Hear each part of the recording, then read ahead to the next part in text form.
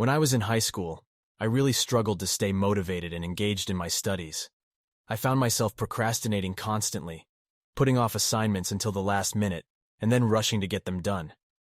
I had a hard time focusing in class, and I often found myself daydreaming or doodling in my notebook instead of paying attention to what the teacher was saying. As a result, my grades suffered. I was getting C's and D's in some of my classes, and I knew that if I didn't turn things around soon, I wouldn't be able to get into the college I wanted to attend. At first, I tried to motivate myself by setting goals and rewards for myself. I would tell myself that if I got an A on a test or turned in an assignment early, I would allow myself to watch an extra episode of my favorite TV show or buy myself a treat. But this approach didn't work very well for me. I found that I was easily distracted by the promise of a reward, and that I would often end up spending more time thinking about the reward than actually doing the work. Eventually, I realized that what I needed was a deeper sense of purpose and meaning.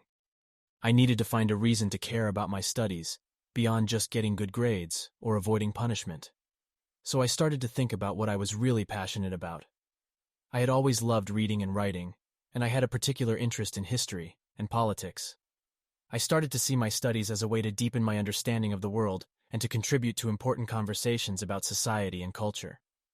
With this newfound sense of purpose, I found that I was able to stay motivated and engaged in my studies. I started to ask more questions in class and to take more detailed notes.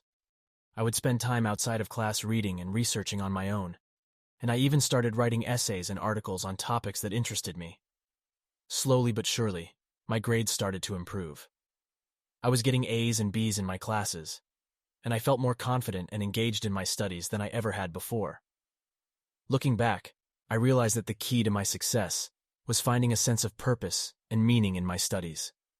Once I had a reason to care about what I was learning, everything else fell into place. It wasn't easy, but it was definitely worth it.